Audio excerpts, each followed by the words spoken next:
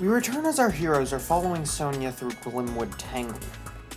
After the battle with Bead in the last episode, the group has decided to join Sonia as she goes to Ballinlay to meet with the Fairy Gym leader for some sort of special competition.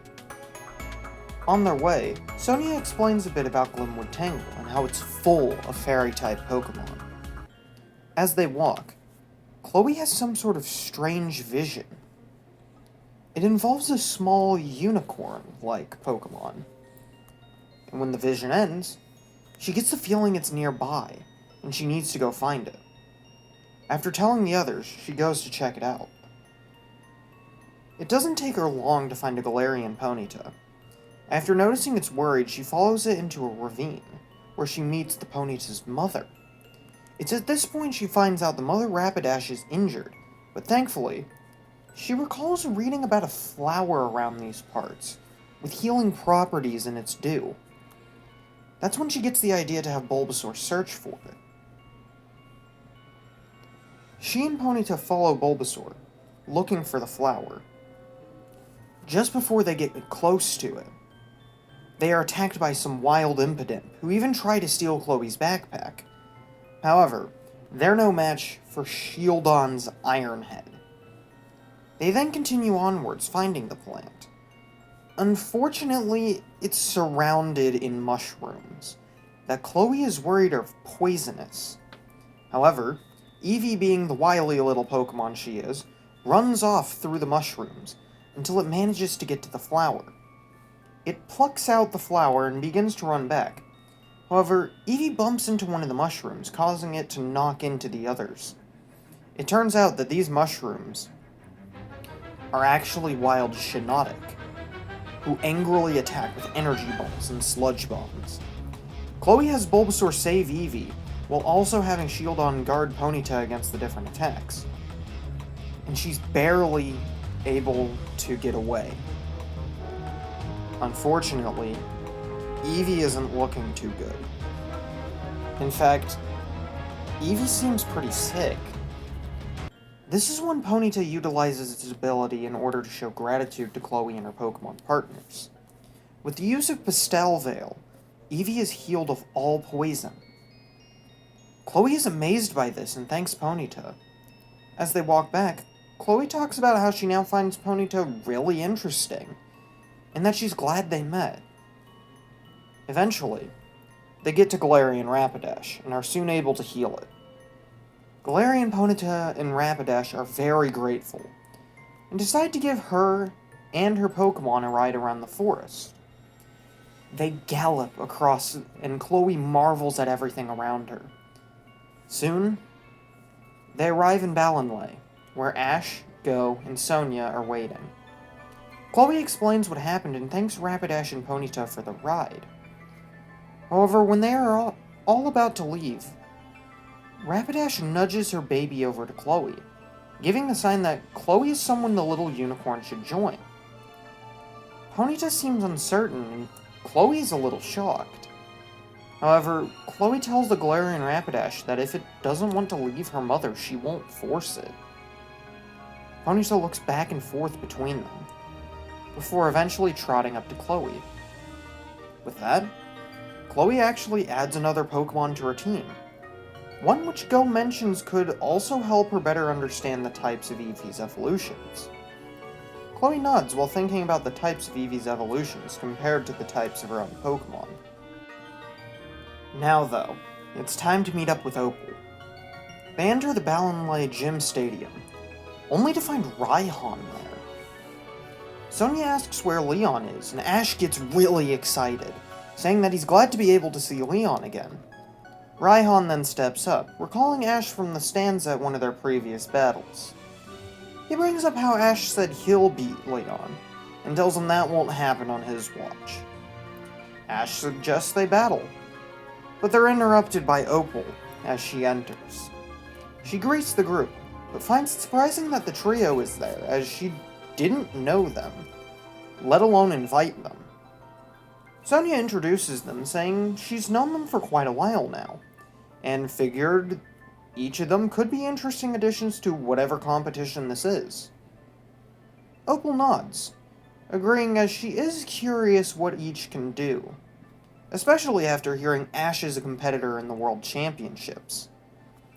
After that, Leon finally shows up, apologizing for being late, as he got lost on the way. Opal then explains the rules. The 6 of them will bake and decorate a cake, each of them doing so with an alcremie of their choice by their side. The 6 will have to do so within a certain time limit, and while baking, they will be quizzed by her. If they mess up the quiz, they will lose time on their baking. Goh asks what this is for, but Opal doesn't say, instead telling them to begin picking her alcremie at the gym. The group ended up finding their alcremie in their own ways. Sonia picks the one she deems to be the most experienced. Raihan picks one randomly. Leon picks whichever one looks the strongest. And Goh picks one based on the treat it wears. Ash and Chloe do things a little differently. Ash takes a whiff of them, and picks the one that smells the best to him. Meanwhile, Chloe's alcremie actually picks her. With that, they begin their baking. The cake designs from each, other than Sonia, will look similar to the ones from the original episode this portion is based on. However, the twist comes from Opal's quiz. She asks many questions to each of them, things that make no sense to them and none of them know. She asks what her nickname is, which Raihan and Sonia get right. She asks what her favorite color is, which Chloe gets right by guessing.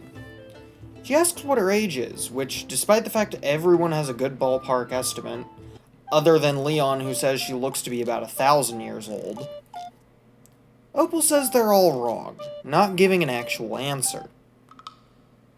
The competition ends and the results are in. Out of all of them, Leon is the only one to lose due to running out of time, as he got every single question wrong.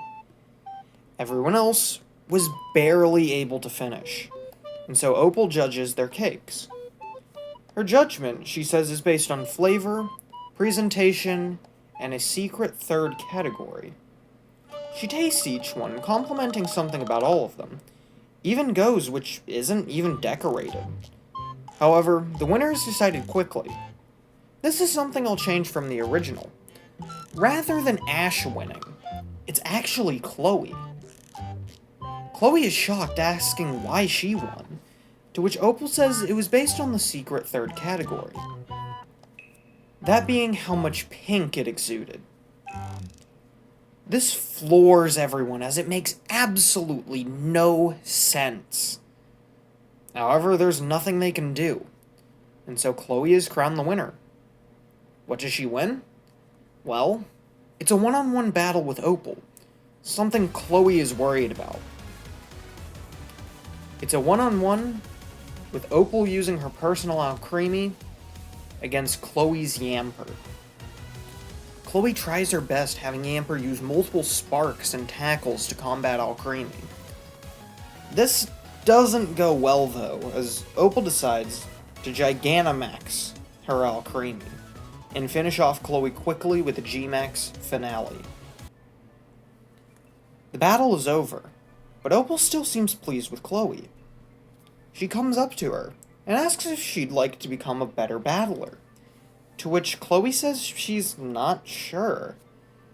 Opal then explains that this entire competition was to decide who would be her successor at the Ballinlay gym, as she intended to retire soon.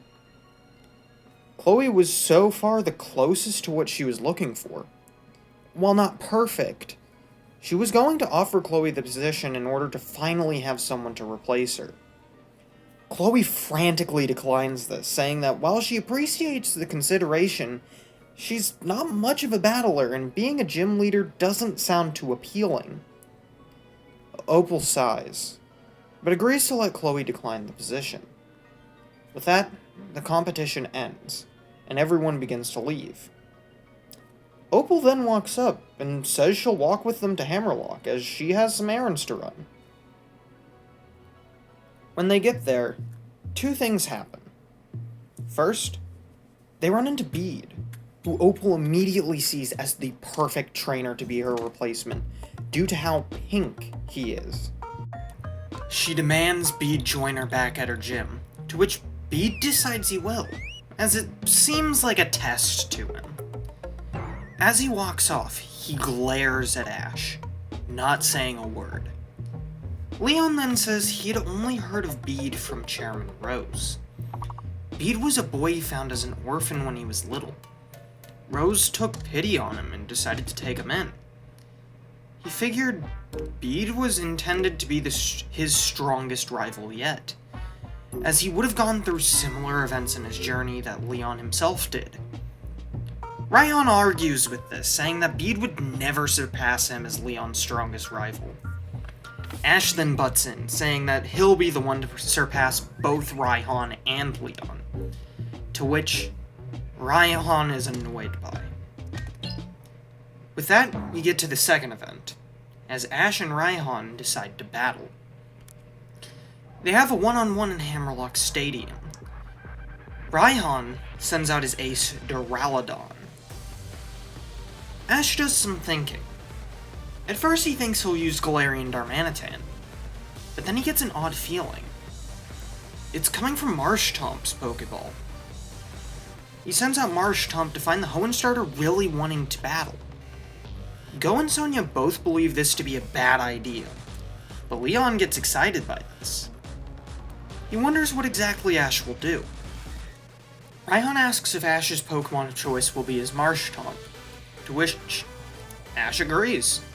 He knows Marshtomp is nowhere near as strong as his other Pokemon, but Marshtomp clearly wants to battle.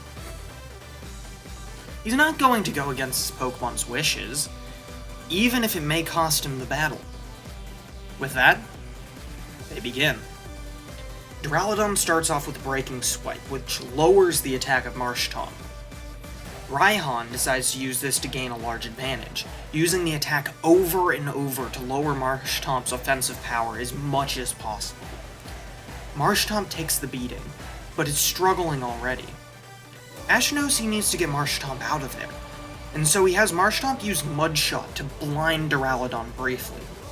The super effective hit does just as Ash hopes, while also lowering Duraludon's speed. Ash then has Marshtomp use a water gun to break up the ground of the battlefield.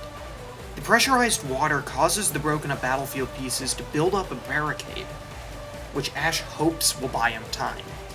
He needs to think of a way to beat Raihan before Duraludon can get past.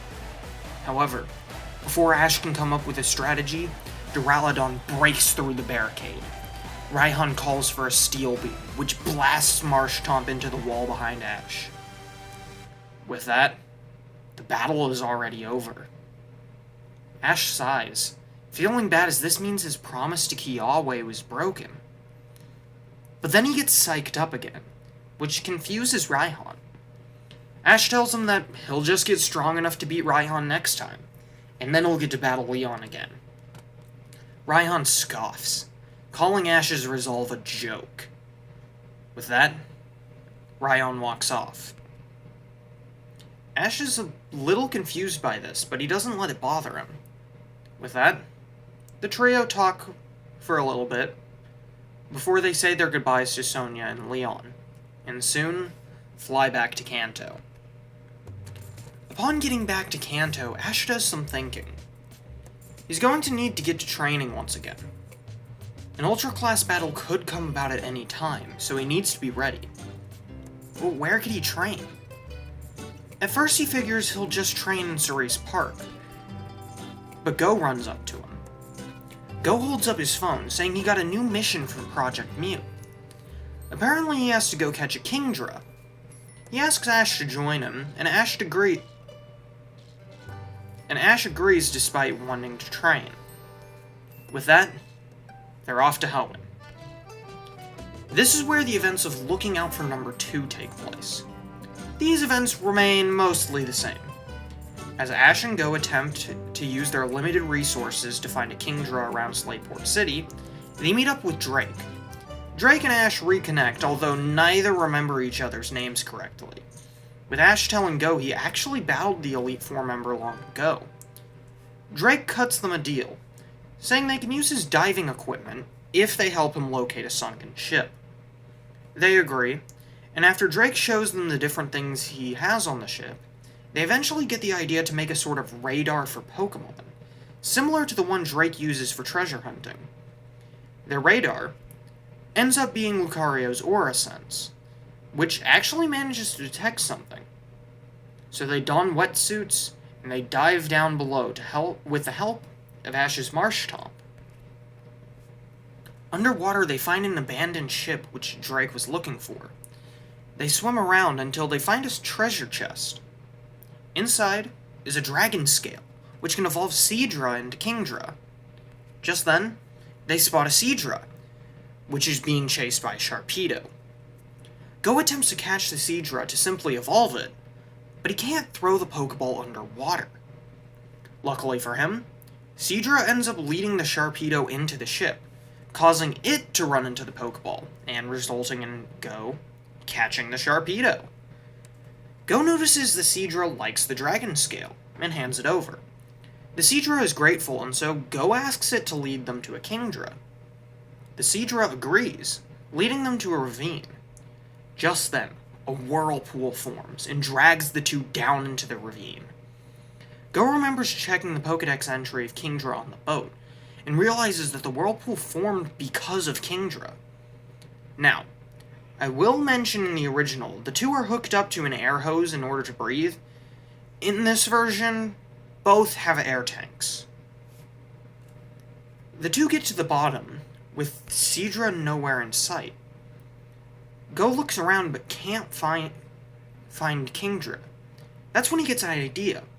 He recalls the Pokedex entry again, which states that Kingdra are known for having fierce battles with Dragonite.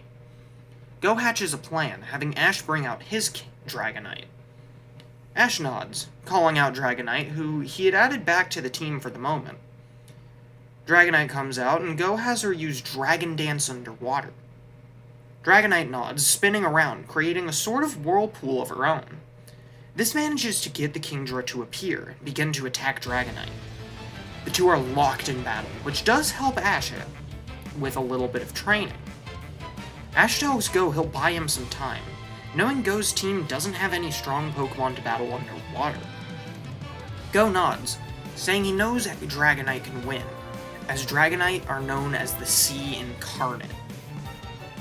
This gives Ash an idea. If Dragonite is the Sea Incarnate, then he can utilize the water in battle. Dragonite and Kingdra swim rapidly around the ravine, Dragonite dodging Dragon Breath after Dragon Breath. Ash then calls for Dragonite to flap its wings in order to push the water back against Kingdra, slowing it down. Kingdra then creates another whirlpool, but Ash has a plan.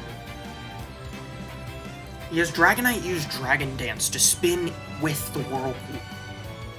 This allows Dragonite to escape, but Ash tells Dragonite to keep its tail inside the whirlpool.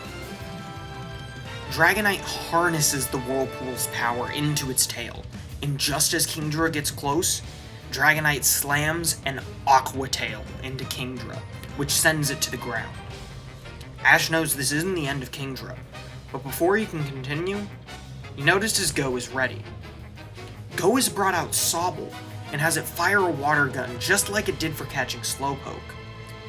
This allows the Pokeball to be propelled straight towards Kingdra, allowing it to be caught. With that, Go has completed his first official Project Mew mission. They resurface and thank Drake. Drake also thanks them for helping him find the ship he had been searching for. And with that, he returns to Slateport, and the two go back to Kanto. Once they're back, Ash continues thinking about training. He stands in Cerise Park with every single one of his Pokemon attempting to think about what he's supposed to do next. Dragonite managed to grow stronger while they were helping Go, but he still needs to train his other members as well. He's already got plenty of strong rivals, Iris, Rinto, and now Raihan. He'd have to beat them all and make his way to Leon. But what was he supposed to do to train? Scyther, Lucario, and Marshtomp were already training with each other. It seemed like they were trying to power up Marshtomp's Rock Smash into a newer attack, but they didn't seem to be getting far with it.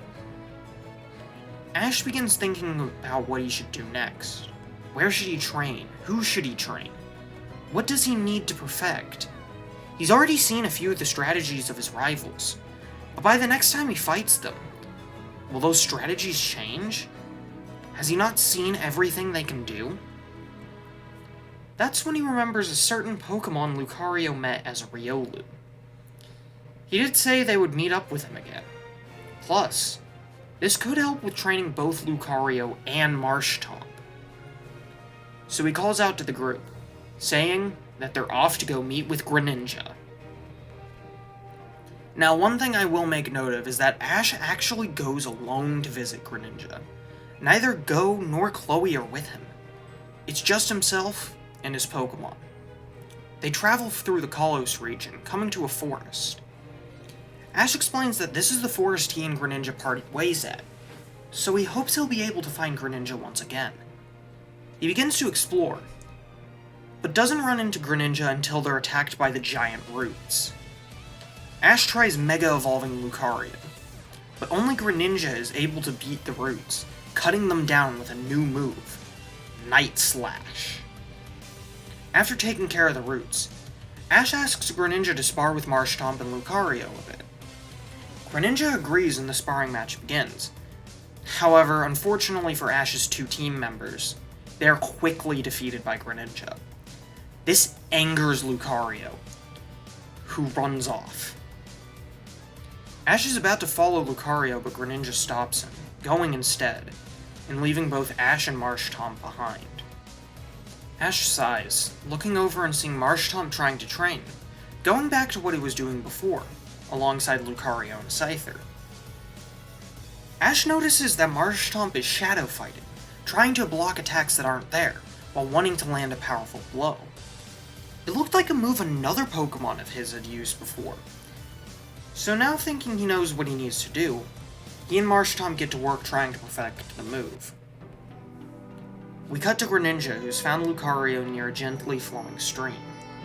Lucario glances back but ignores Greninja. The once small fighting type, now a prouder warrior, no longer looking up to the senior member of Ash's team like it once did. Greninja doesn't say anything, only choosing to walk into the stream. Confused, Lucario gets up, following the ninja Pokemon. Once both are in the water, Greninja begins to create several small ripples by lightly moving its feet. Lucario mimics, and eventually, the ripples become synced.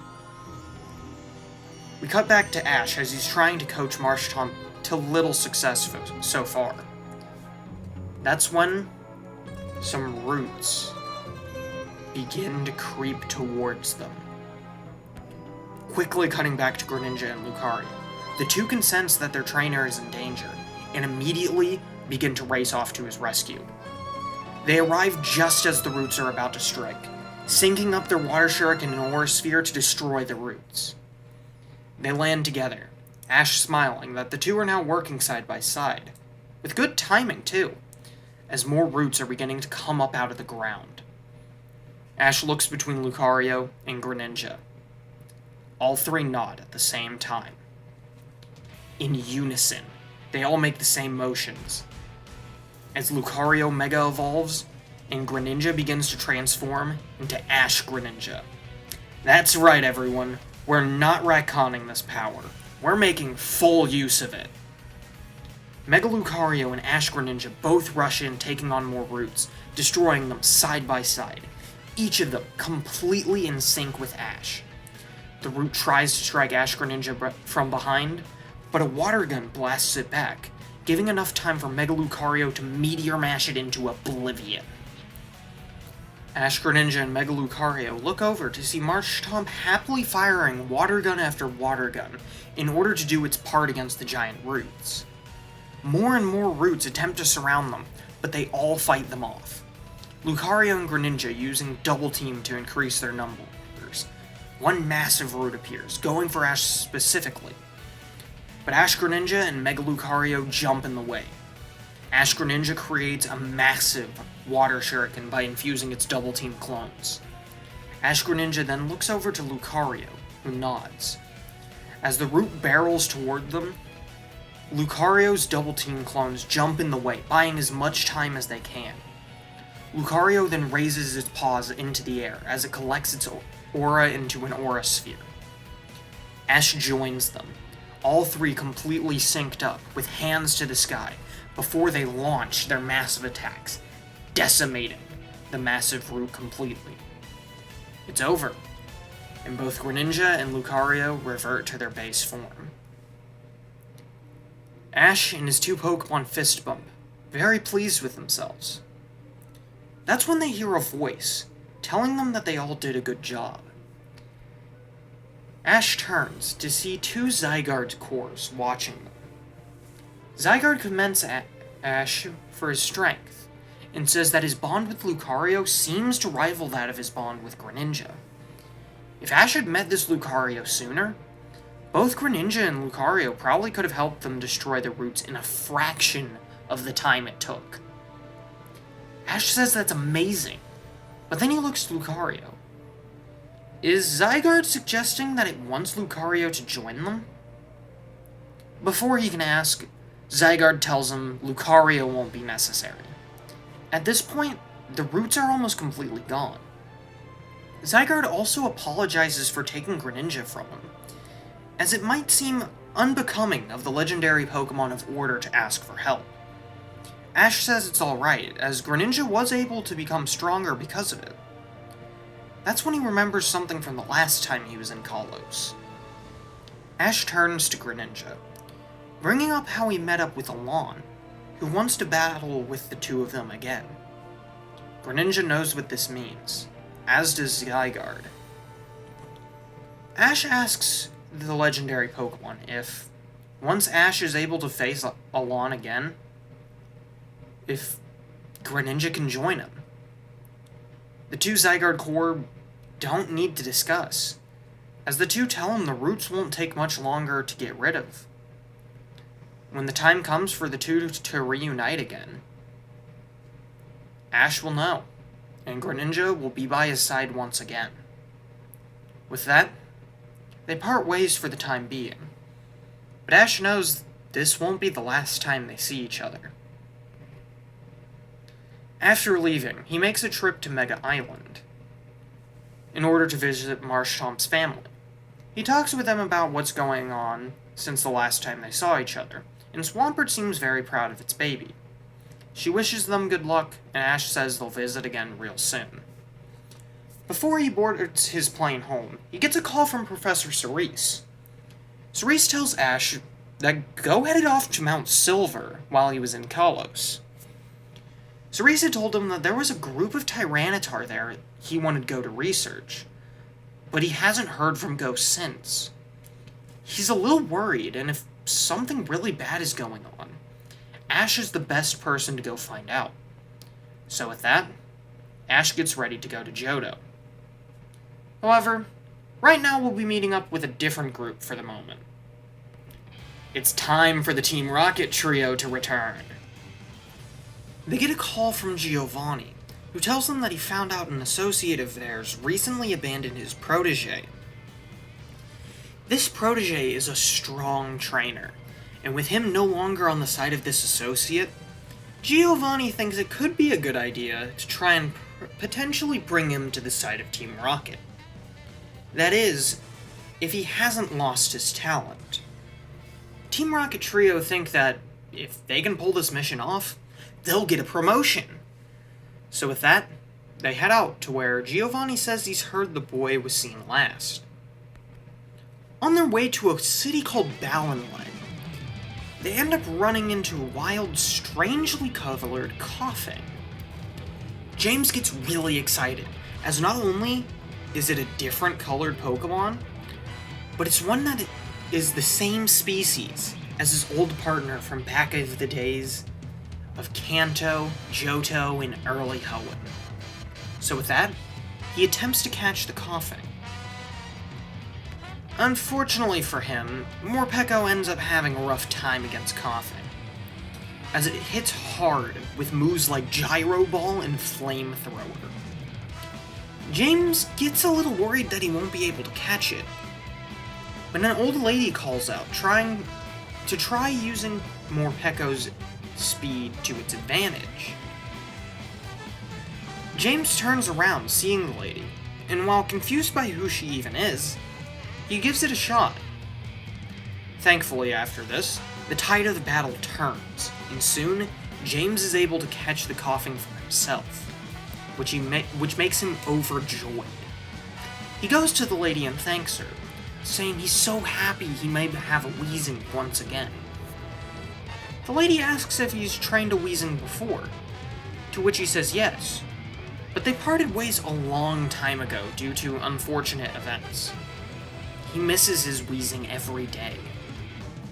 The old lady smiles, introducing herself as Opal, who says she has a Weezing of her own. James gets really excited and asks to see it.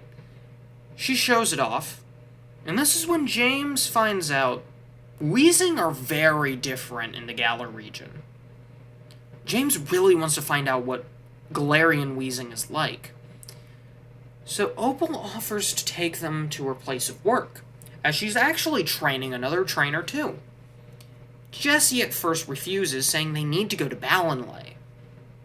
To which Opal tells them she's from Ballinlay as well. So with that, they agree to join her. When they get to Ballinlay, they are mesmerized by the scenery, and are even more surprised when they find this old lady is actually the gym leader.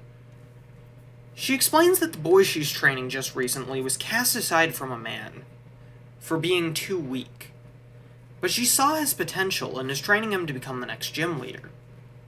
This is when the Rocket Trio find out their target is none other than Bead.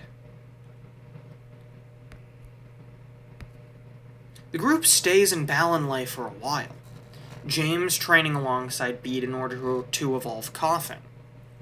At first, Bead treats him badly, acting similarly to how he would with Ash, but each time, Opal scolds him and forces him to apologize. After a while, James starts doing pretty well in practice battles against Bead, and soon, he's able to do enough battling to have Coughing evolve into Galarian Weezing. Something he's very proud of. By this point, though, a few days have already gone by, and not once have they reported back to Giovanni. By the time James is ready to leave, the trio had almost completely forgotten about their original mission. So when they get another call from Giovanni, they almost panic. However, James thinks about what he witnessed, and what Opal told him about Bead. Bead was cast aside, but now is already getting a second chance. Despite the fact he didn't act like he was enjoying himself, he put so much work into everything Opal told him to do. Even when his normal training was halted in order for Bead to help James in evolving Coughing. So with this, James decides to lie to Giovanni, saying that Bead wasn't as strong as they were led to believe anymore. In fact, James even goes as far to say he beat him in a battle. Giovanni doesn't seem to believe this, but he doesn't care enough to look into whether they're lying right now. He has more pressing matters on his hands, with a certain tournament coming up in a few months. However, if he does find out they're lying, they should know what'll happen to them. That's when he shows off the Master Ball, and the trio have an eerie feeling they know what that means. Giovanni then tells them to go to Johto, as two of his high-ranked officers stationed in that region have a mission they wanted a few more men for. If the trio really are better battlers than they seemed to be before, then they should be able to handle this. Jessie asks what sort of mission it is, to which Giovanni says it's a simple Pokemon catching operation. A large group of powerful Tyranitar had been spotted there, and he wants them. However, the duo he sent up there have said there seems to be a strong trainer around the area. They've managed to deal with other trainers who have gotten in their way, but this one is just too stubborn. With that, Giovanni ends the call, and the trio wonder who this trainer could be. Is it the twerp they're used to dealing with? We get a brief glimpse of an injured Goh lying inside a tent. He tries to pull out his Rotom phone, but there's no signal at the time. Just then, someone enters the tent, saying he just needs to rest. Those Team Rocket members really gave him a beating. Goh looks over to see a boy in a blue and yellow hat. And that's where we'll be leaving things for right now. So what do you guys think? Are you happy to see the Team Rocket trio return? Are you looking forward to Ash's training in order to take on the Ultra Class? And what do you think is going on in Johto? Let me know in the comments below, and I will see you all next time. Bye!